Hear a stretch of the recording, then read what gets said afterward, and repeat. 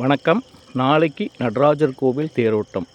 நீங்கள் தேருக்கு வந்திருப்பீங்க, தேர் வடம் பிடிச்சு இழுத்துருப்பீங்க. விநாயகர் தேர், முருகன், நடராஜர், சிவகாம சுந்தரி, சண்டிகேஸ்வரர்னு எல்லா தேரையுமே பார்த்துருப்பீங்க. எல்லாத்துலேயும் சுவாமியை தான் பார்த்துருப்பீங்க. ஆனால் அதில் இருக்கிற சிற்பங்களை பார்த்துருக்கீங்களா? அதில் இருக்கிற மர சிற்பங்களை பாருங்களேன், அவ்வளவு அழகாக நேர்த்தியாக இருக்குது. சோழர்களோட கைவண்ணங்கள் இவ்வளவும் அந்த தேரில் இருக்குது. இன்றைக்கி நவீன காலங்கள் வந்துடுச்சு. கம்ப்யூட்டரில் போட்டுட்டு ஒரு பலகையை வச்சா போதும், அதுவே ஒரு சிற்பத்தை வடிவமைச்சு நமக்கு கொடுத்துடும். இது பெருமை இல்லைங்க.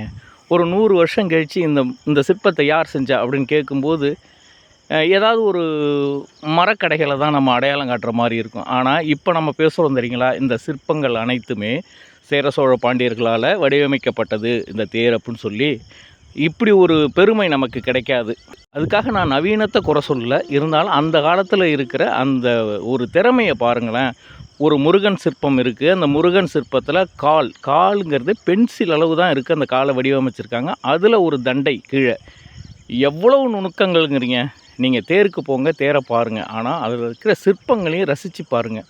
அந்த முறுக்கு மீசையோடு இருக்கிற அந்த பொம்மைகள் இவெல்லாம் பார்த்திங்கன்னா உண்மையாலுமே அவ்வளவு அழகாக நேர்த்தியாக இருக்குது. தமிழர்களுடைய பண்பாடு, கலைகள் இதெல்லாம் எவ்வளவு பெருசு அப்படிங்கிறத உணர்த்தக்கூடியது தான் இந்த தேர் சிற்பங்கள். நடராஜர் தேருக்கு முன்னாடி பார்த்திங்கன்னா விநாயகர், நடராஜர், முருகன்னு வரிசையாக 3 சிற்பங்கள் இருக்கும். ரொம்ப அருமையாக அழகாக இருக்குது. அன்னபட்சிகள், நிறைய சிலைகள் சொல்லிகிட்டே போகலாம். அந்த தேரை சுற்றி பார்த்தா அதை பார்த்துக்கிட்டே இருக்கணும் போல் தோணும். இதெல்லாம் எப்படி செஞ்சுருப்பாங்க, இதெல்லாம் எப்படி பண்ணியிருப்பாங்க, அப்படி அந்த எண்ணோட்டம் தான் மனசுக்குள்ளே ஓடுது.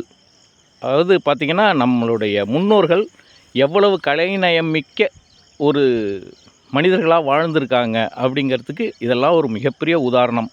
இதையெல்லாம் பராமரித்து ஆண்டுக்கு 2 முறை இந்த தேரோட்டத்தை நடத்துகிற இந்த கோவில் நிர்வாகம், பொது தீட்சிதர்களுக்கு தான் நாம் முன்னாடி நன்றி சொல்லணும். அவ்வளவு அருமையாக அழகாக இதை பராமரிச்சுக்கிட்டு இருக்காங்க. ஒவ்வொரு நிலையிலும் ஒவ்வொரு விதமான சிற்பங்கள், இசையை விளக்கக்கூடியது, நாடகத்தை விளக்கக்கூடியது, இது எல்லாமே அதில் இருக்குது. அதை நீங்கள் போய் நேராக பார்த்தீங்கன்னா உங்களுக்கு அது அவ்வளவு ஒரு ஆச்சரியமாக இருக்கும்.